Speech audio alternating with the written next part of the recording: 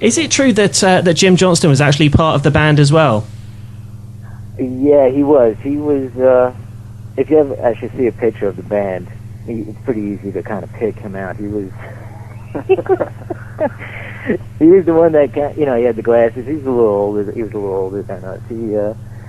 He wanted to, it was his song. It was his gig, and I guess we would just guess with him. But you know what? It was fun though. It was definitely fun how it went down. Okay. Now, I was just. What's that? Go on, carry on. Okay. Now, DX came back last year. There was a new remix of The Theme. Were you approached to come back and give your own version of it again? No, never did. After I did the Triple H song, that was it, pretty much. We did we did 2 live performances, and I did a video with the Run DMC, but I don't know, after that, the music scene and the whole wrestling thing took a little turn, because now all these major companies, like, they signed deals with Sony, contracts with Sony, and they, and other companies, and they had to use their music. It was kind of like, I told the Jim one day, he said, like, he has a lot less control than he did when he was, it was just him. As soon as these big major companies came in, kind of pushed him a little to the side, and, he still did his thing with the wrestling, but the more bigger companies started having more say and wanted to push their bands that were on their labels, Yeah. So, yeah. It never really came out to anything. I think, they just used the old tracks and everything like that, Okay.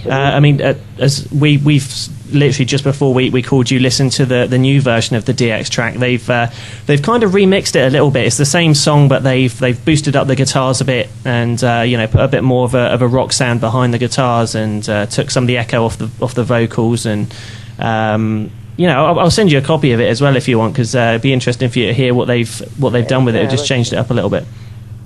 Yeah, no, I'd like to hear that a lot. That's cool. Actually, I haven't really heard it. I went in there, did another. He had recorded the song with live drums. Like a year later, and he wanted me to come in and redo the vocals on it with live drums as opposed to a drum machine, which the original was. And I did the vocals. I don't know, maybe if that's the one they're using or not.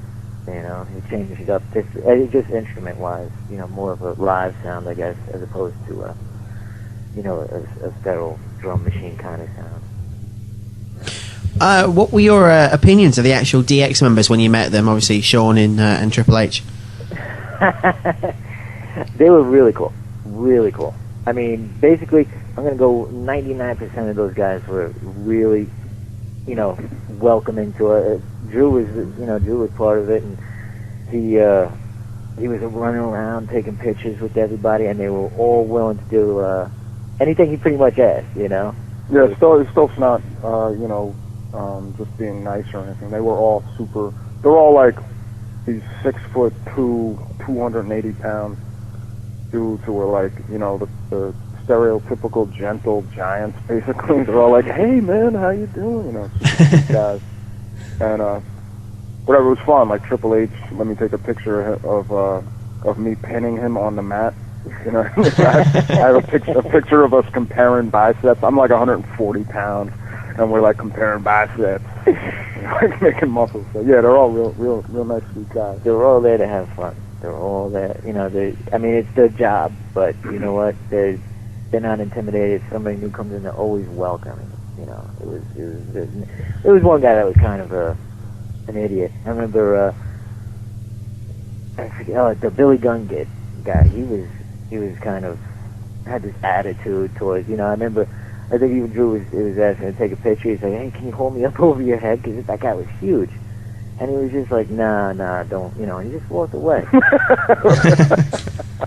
come on. Who asked him that, me or you? Yeah, I think you did. It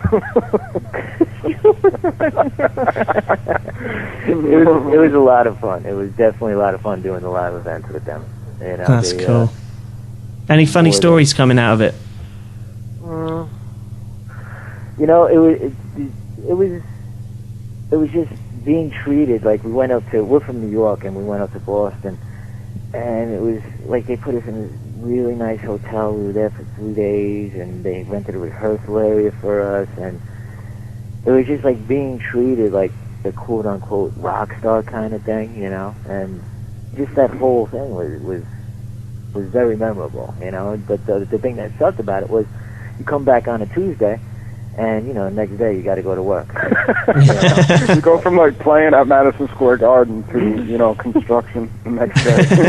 Yeah, it kind of, like, slaps you in the face. It's like, oh, man. You know? I remember there was one time, one of those shows he did, I can't remember which one it was, but the backstage, Mike Tyson was part of the whole thing. Right. That was WrestleMania, yeah. And we're walking down the hall. I was like, Mike! And we went up and took a bunch of pictures with him and said hello and stuff.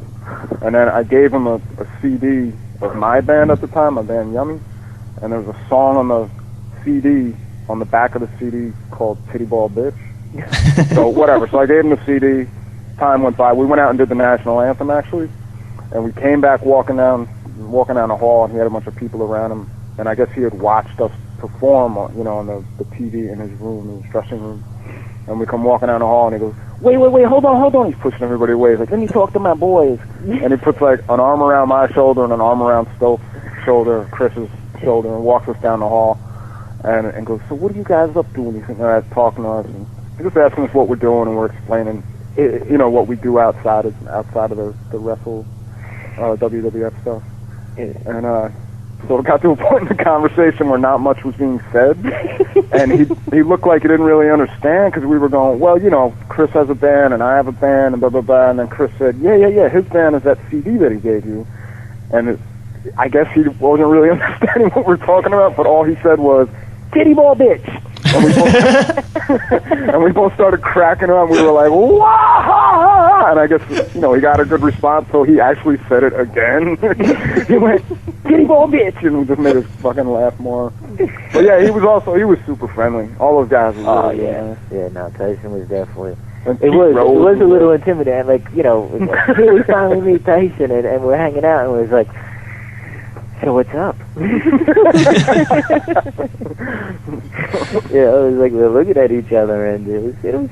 But you know, and Pete Rose was there. Yeah. He was a baseball legend over here, and it was cool. We met, and when we did the Garden, Method Band was there from the Wu-Tang Clan. Yeah. Hanging out with us. Oh, that sounds cool. Oh, yeah, we met Mace. I mean, there's a lot of, and you were saying, like, Yummy, and, you know, anyone listening who, you know, was into DX bands and into the whole DX thing should definitely check out the whole Yummy thing on MySpace, because another amazing band that, definitely influenced me in playing, you know, because Drew was in bands prior to me, and, he put this band together, and they were amazing, and you can definitely check it out on what's it called? Right now I just put up a site called www.drewstyles.com, which is DREWSTILES.com, and it's also on MySpace. The URL thing is Yummy Elegante, which is the name of the CD. The name of the record is Elegante. So it's myspace.com/Yummy Elegante, one word. Yeah. And, Awesome. Yeah, that's been fun putting that whole thing out with when I first started playing anyway, the internet was relatively new. Like you look back on some of the early bands I was in, and people didn't even use like email. You know what I mean? back in 1995 or whatever, when we first started playing, very few people, you know, use that stuff. And now there's this whole, you know, new genre wave that you could actually access a lot easier, as opposed to back in the old days when it was, you know, put your stuff on cassette and pass it around at shows, and hopefully somebody else will get it and pass it on and make copies. Now you just go on the internet. That's the beauty of everything with that. But I think it also hurts the record companies, quote unquote, because it's you know. We're dating ourselves now, dude. It's like, yeah, so then, you know, I had to go get on my dinosaur. I had to go all the way down to Bedrock on my dinosaur. Yeah. I was calling you that day, and I had the rotary phone still. Damn. Yo, I was sending you those smoke signals, like rehearsal time.